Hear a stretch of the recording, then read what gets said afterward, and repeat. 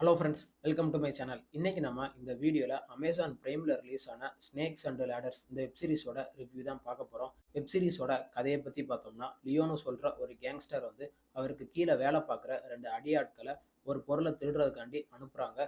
அந்த பொருளையும் வெற்றிகரமா அவங்க திருடிட்டு வராங்க. திருடிட்டு வரும்போது வெறுங்கையோட வரக்கூடாது அப்படின்னு அங்க ஒரு 4 வீட சூஸ் பண்றாங்க. அப்போ ஒரு வீட்ல திருடவும் போறாங்க. அங்க வந்து ஒரு பெரிய சம்பவம் ஆயிருது. அதனால அந்த 2 பேரும் சரி நம்ம இந்த இடத்த விட்டு கிளம்பி போயிரலாம் அப்படின்னு முடிவு பண்றாங்க. ஆனா அதுல ஒரே ஒரு ஆள் வந்து நீ வேணா போ, நான் ஒரு பொருளை எடுத்துட்டு தான் வருவேன் அப்படின்னு சொல்லிட்டு இன்னொரு வீட்டுக்குள்ள போறான்.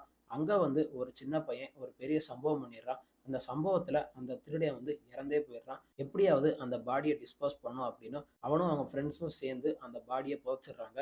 கடைசியில போலீஸ்ட்ட மாட்டாம எப்படி தப்பிச்சாங்க? அந்த லியோன்னு சொல்ற அந்த கேங்ஸ்டர் வந்து அந்த ஆளை தேடி அலைஞ்சுக்கிட்டே இருக்காரு.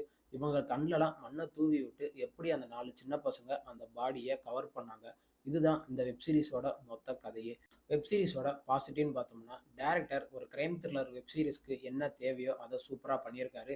கதையில எங்கேயுமே குறை வைக்காம அவரோட ஒர்க்கை நல்லாவே பண்ணி கொடுத்துருக்காரு. படத்துல நடிச்ச எல்லா ஆக்டருமே அவங்களோட ஒர்க்கை சூப்பரா பண்ணியிருக்காங்க. முக்கியமா நவீன் சந்திரன் வந்து ஒரு கிரிமினலாவே இருந்தாலும் அந்த ஊர்ல இருக்கிற எல்லாத்துக்குமே அவர் ஒரு பெரிய ஜென்டில்மேன் மாதிரி காட்டிக்கிறாரு. அதை கடைசியில அந்த 4 சின்ன பசங்க கண்டுபிடிக்கிறதெல்லாம் சூப்பரா இருக்கும். அதே மாதிரியே நந்தன் வந்து அந்த கேஸ் இன்வெஸ்டிகேஷன் பண்றதெல்லாம் சூப்பரா காமிச்சிருக்காங்க. படத்துல ஒர்க் பண்ண எல்லா டெக்னீஷியனுமே அவங்களோட ஒர்க்கை சூப்பரா பண்ணியிருக்காங்க. முக்கியமா சினிமாட்டோகிராஃபர் வந்து அந்த பாடியை புதைக்கும் போது ஒரு பெரிய சம்பவம் நடக்கும். அதெல்லாம் சினிமாட்டோகிராஃபர் சூப்பரா காமிச்சிருக்காரு. கடைசி கிளைமேக்ஸ்ல எதிர்பார்க்காத மாதிரி ஒரு சம்பவத்தையும் பண்ணுவாங்க. அதையும் சினிமாட்டோகிராஃபர் சூப்பரா காமிச்சிருக்காரு. டைரக்டர் வந்து சீசன் 2க்கு லீடு வச்சு தான் இந்த வெப் சீரிஸை முடிச்சிருக்காரு. அதெல்லாம் ஓரளவுக்கு நல்லாவே இருந்துச்சு. வெப் சீரிஸோட மியூசிக்னு பார்த்தோம்னா, ஒரு கிரைம் த்ரில்லருக்கு என்ன தேவையோ அதை மியூசிக் டைரக்டர் சூப்பரா பண்ணி கொடுத்துருக்காரு. பேக்ரவுண்ட் ஸ்கோர்லாம் ஓரளவுக்கு கேட்குற மாதிரியே இருந்துச்சு. சீரிஸ்ல முக்கியமான சீனுன்னு பார்த்தோம்னா, அந்த லியோன்னு சொல்ற அந்த கேங்ஸ்டர் வந்து அந்த 2 பேத்தையும் தேடி அலைஞ்சுகிட்டு இருக்கும்போது அவருக்கு ஒரு பெரிய சம்பவம் நடக்கும். அந்த சம்பவத்திலேருந்து தப்பிக்கலாம் அப்படின்னு பார்ப்பாரு. ஆனா அதுல ஒரு பெரிய சம்பவம் நடந்து அவரே ஒரு பெரிய சம்பவத்துல மாட்டிக்கிருவாரு. அதெல்லாம் டைரக்டர் சூப்பரா காமிச்சிருக்காரு. சீரிஸ்ல நவீன் சந்திரன் வந்து என்னதான் நல்லவனாவே காமிச்சாலும் கடைசியில ஒரு பெரிய சம்பவம் பண்றேன் அப்படின்னு அவரே போய் மாட்டிக்கிருவாரு. அதையும் டைரக்டர் சூப்பரா காமிச்சிருக்காரு. சீரிஸ்ல அந்த 4 பசங்க வந்து அந்த பாடியை மறைச்ச பிறகு என்னென்ன பிரச்சனைகளை ஃபேஸ் பண்றாங்க, அவங்க கூடயே இருந்த ஃப்ரெண்டோட அம்மாவை அந்த திருடங்க என்ன பண்ணாங்க, அதுக்காண்டி இவங்க பழி வாங்கலாம் அப்படின்னு நினைக்கிறாங்க. டைரக்டர் வந்து அந்த 4 சின்ன பசங்க கேரக்டரை சூப்பரா காமிச்சிருக்காரு.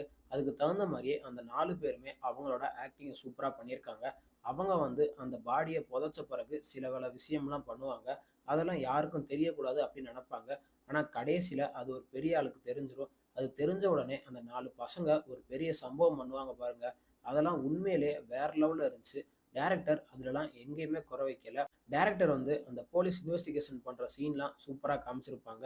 அந்த ஸ்டேஷன்லயே ஒரு பெரிய சம்பவம் நடக்கும். அந்த ஸ்டேஷனுக்குள்ள நடக்கிற அந்த விஷயத்தலாம் யாரு அந்த ஸ்டேஷன்ல இருந்து வெளியே சொல்றா, கடைசியில அதெல்லாம் நந்தா கண்டுபிடிக்கிறது சூப்பரா இருக்கும். அதே மாதிரி அந்த கிரைம் சீன்ல போய் சில எவிடன்ஸ்லாம் நம்ம போலீஸ் கலெக்ட் பண்ணுவாங்க. அதெல்லாம் சூப்பரா காமிச்சிருப்பாங்க.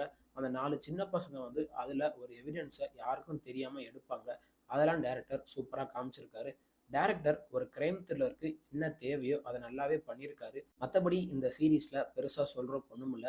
வெப் சீரிஸோட நெகட்டிவ்னு பார்த்தோம்னா, டைரக்டர் வந்து என்னதான் கதையை நல்லா கொண்டு போயிருந்தாலும் சில இடத்துல நம்ம லேக் ஃபீல் பண்ண முடியும். அதே மாதிரி மொத்தம் 9 எபிசோடு இருக்கு. இந்த 9 எபிசோட்ல தேவையில்லாத காட்சிலாம் கொஞ்சம் அதிகமாவே இருக்கும். அதே மாதிரி அந்த கிரைமை கண்டுபிடிக்கிறதுக்காண்டி போலீஸ்காரங்க என்னதான் இன்வெஸ்டிகேஷன் பண்ணி விசாரிச்சுக்கிட்டே இருந்தாலும் சில சீன்லாம் அன்வான்டா இருக்கும். அதெல்லாம் டைரக்டர் கொஞ்சம் ஃபோக்கஸ் பண்ணி எடுத்திருக்கலாம். அதே மாதிரி சீசன் 2க்கு லீடு வச்சு டைரக்டர் முடிச்சிருக்காரு. ஆனா சீசன் 1லயே தேவையில்லாதெல்லாம் கொஞ்சம் அதிகமாவே இருக்கு. அந்த சின்ன பசங்க வந்து அந்த பாடியை மறைச்ச பிறகு சில சம்பவம்லாம் பண்ணுவாங்க. அதெல்லாம் எப்படிதான் காமிச்சிருக்காரோ டைரக்டர் அது நமக்கு தெரியல. ஆனா காமிக்கிறேன்னு பேர்ல டைரக்டர் சில சம்பவம்லாம் பண்ணியிருக்காரு. மற்றபடி இந்த வெப் சீரிஸ்ல பெருசா சொல்றதுக்கு ஒண்ணுமே இல்லை. இந்த வெப் சீரிஸ் ஓடிடி தளமான அமேசான் பிரைம்ல அவைலபிளா இருக்கு. மொத்தம் 9 எபிசோட் இருக்கு. ஒவ்வொரு எபிசோடுமே குறைஞ்சது 35 நிமிஷத்துலேருந்து 45 நிமிஷம் வரைக்கும் இருக்கு. இந்த வெப் சீரிஸை தாராளமா ஃபேமிலியோட வீக்கெண்ட்ல பார்த்து என்ஜாய் பண்ணுங்க. இந்த வீடியோ உங்களுக்கு பிடிச்சிருந்தா மறக்காம நம்ம சேனலை லைக் பண்ணி, கமெண்ட் பண்ணி, ஷேர் பண்ணுங்க. மறக்காம நம்ம சேனலை சப்ஸ்கிரைப் பண்ணி பக்கத்தில் இருக்க பெல் பட்டனை கிளிக் பண்ணி விட்டுருங்க. தேங்க்யூ ஃபார் வாட்சிங் திஸ் வீடியோ.